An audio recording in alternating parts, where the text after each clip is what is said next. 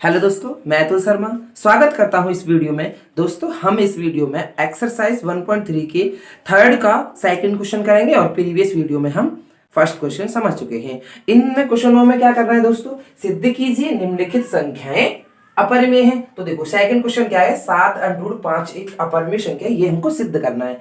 तो हमें पता है, अब तक क्वेश्चन करते आ रहे हैं कि सब में एक कॉमन वर्ड, कॉमन लाइंस लिखनी होती है, वहीं से हम इसको स्टार्ट करते हैं सॉल्व। देखो, जब ऐसा क्वेश्चन आपको बोर्ड में दिखाई दे तो क्या करना है दोस्तों, सबसे पहले इस संख्या को हम परमेय संख्या मान लेते हैं। तो बस वहीं से स्टार्ट, माना क्वेश्चन हमारा वहीं से स्टार्ट हो जाएगा। माना 7√5 एक 7√5 एक परमेय संख्या है।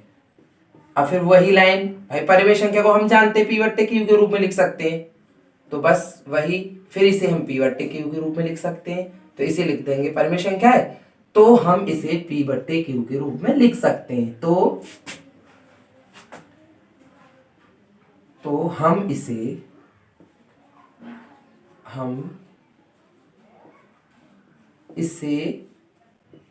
p/q के रूप में लिख सकते हैं, रूप में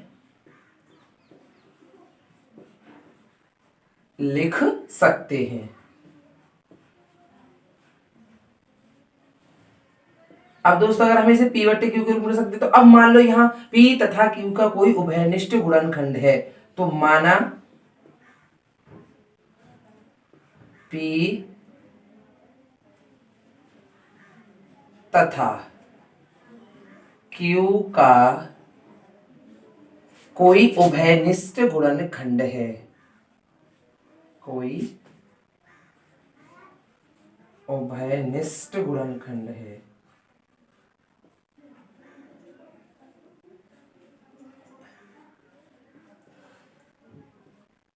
गुणनखंड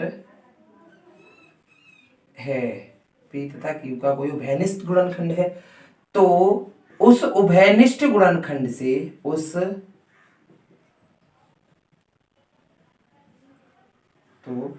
उभयनिष्ठ गुणनखंड से उभयनिष्ठ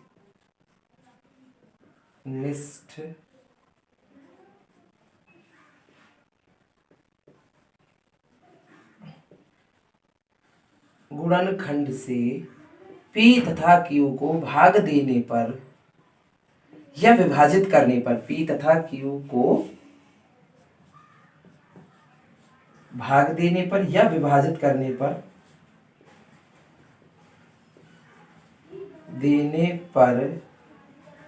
क्रमशः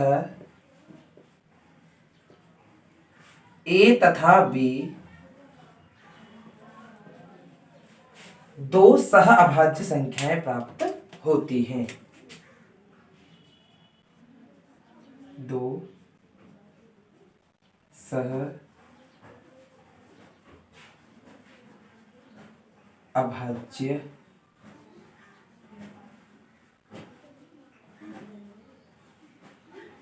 संख्याएं प्राप्त होती हैं।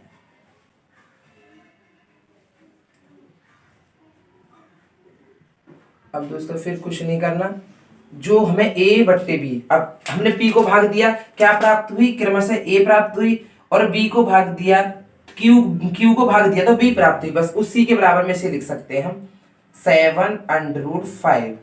अब इन क्वेश्चनों को, जितने इस टाइप के क्वेश्चन आते हैं प्लस भाग गुणा वाले, तो इसको सिर्फ हम यहाँ पर √5 छोड़ेंगे। क्या छोड़ेंगे, √5। 7 को इधर ले आते हैं, पश्चांतर कर लेते हैं। तो देखो a और 7 यहाँ मल्टीप्लाई में लग रहा है, क्योंकि इन दोनों के बीच में कोई चिन्ह नहीं होता, वो मल्टीप्लाई होता है। तो 7 मल्टीप्लाई में है तो यहाँ पे आएगा बट्टे में, और ये हो जाएंगे 7b, और बराबर क्या है आपका √5। क्या है दोस्तों, √5। अब देखो यहाँ a और b, पूर्णांक हैं। क्या है, पूर्णांक। यहां a और b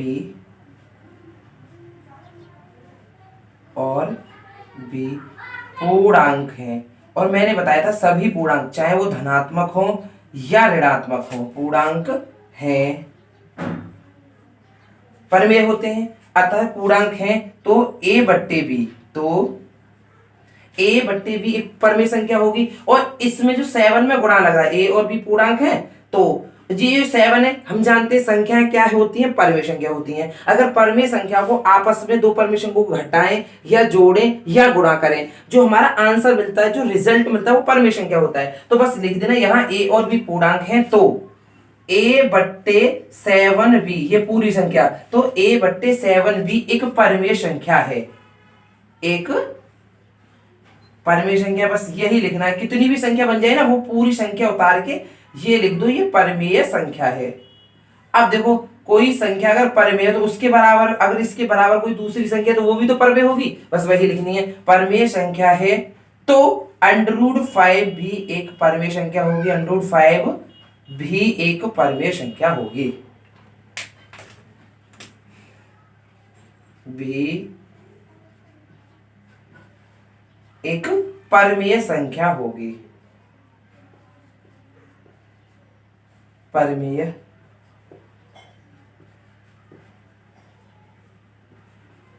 संख्या होगी।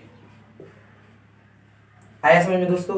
भाई इसके बराबर में कोई संख्या है तो वो भी तो परमेय होगी, तो बस यही लिखा है यहाँ a और b पूर्णांक हैं, और पूर्णांक परमेय संख्या होते हैं, और परमेय संख्या में आपस में गुणा हो रहा है यहाँ पे, तो वे भी रिजल्ट भी, ये आंसर भी हमारा परमेय संख्या हो, तो परमेय संख्या है तो √5 भी एक परमेय संख्या होगी, तो √5 भी एक परमेय संख्या होगी। परंतु हम जानते हैं, हम सिद्ध कर चुके हैं, परंतु हम जानते हैं, परंतु हम जानते हैं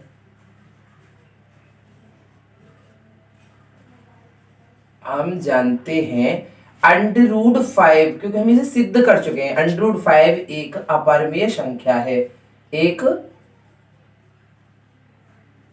अपरिमेय संख्या है।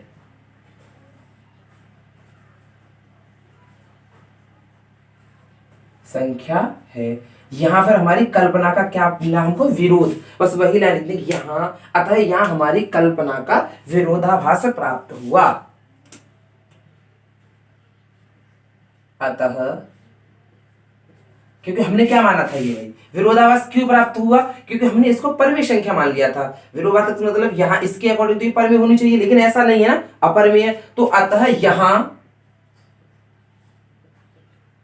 हमारी कल्पना, जो हमने कल्पना की थी, ये पूरी संख्या जो 7 √5 एक परमेय संख्या, वो गलत साबित हुई। यहां हमारी कल्पना का विरोधाभास, इसी लाइन को लिखते हैं, हमारी कल्पना का विरोधाभास प्राप्त हुआ,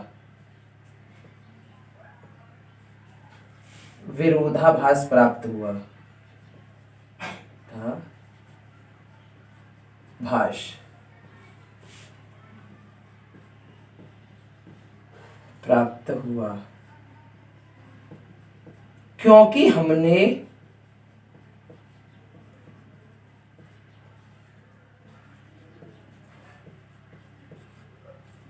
√5 एक परमेय संख्या मानी थी, एक परमेय संख्या मानी थी, इसीलिए हमें यह विरोधाभास प्राप्त हुआ,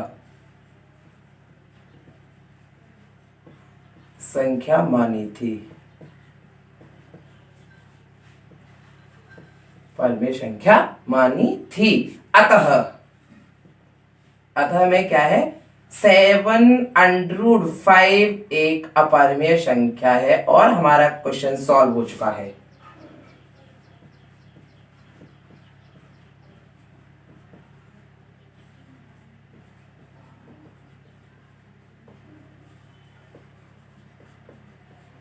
और ये दोस्तों हमारा इस प्रकार ये क्वेश्चन सॉल्व हो चुका है। और दोस्तों अब हमारा वीडियो का टाइम ज्यादा लॉन्ग हो जाएगी अगर हम इस क्वेश्चन को स्टार्ट करते हैं, तो फिर मैं एक काम करता हूं, इस क्वेश्चन को एक और सेपरेट वीडियो बना के उसमें डालता हूं। थैंक यू दोस्तों। अगर ये वीडियो एकदम बेसिक भाई स्टेप बाय स्टेप समझ में आई है, और आप मेरी प्रीवियस प्लेलिस्ट में जाके चेक करो, प्रीवियस वीडियो देखो, अगर वहां से आप शुरू से पूरी वीडियो यहां तक देख लोगे तो मैं ये 100% श्योर दावा करता हूं फर्स्ट चैप्टर में आपको कोई सा कहीं से कोई सा क्वेश्चन लाके डाल दे उसे 2 मिनट में सॉल्व कर दोगे। ये सोचना ही नहीं पड़ेगा कि हमको इसमें करना क्या है, क्योंकि मैंने बेसिक आपको इस तरीके से क्लियर कराया है, ऐसे कोई भी नहीं कराएगा। थैंक यू दोस्तों, मैं मिलता हूं नेक्स्ट वीडियो में। जब तक के लिए प्लीज चैनल को सब्सक्राइब करो, वीडियो को share and press bell icon. Thank you दोस्तों।